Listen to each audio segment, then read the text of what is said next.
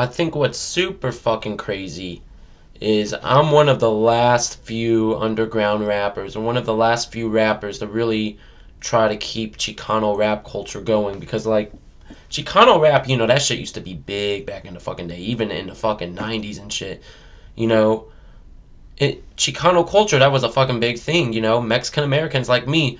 And you don't see that shit anymore. You don't really see that representation anymore. A lot of motherfuckers know the Blood In, Blood Out movie.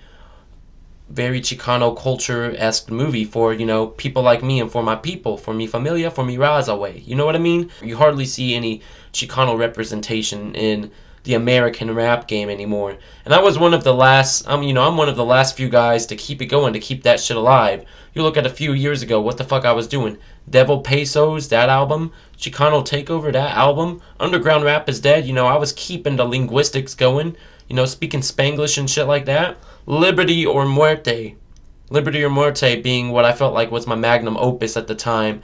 That was a whole fucking Chicano rap album that wasn't just about, mi raza down in Mexico. All of my beautiful fucking Hispanics down in Mexico, but that was about us, Mexican Americans.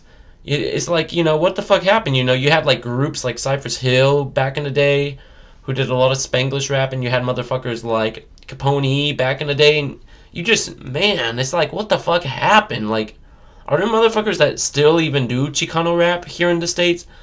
And I find it fucking crazy because, like, motherfuckers will look at me now, and if I start rapping in Spanish, they'll be like, "No, Chico, what the fuck you doing?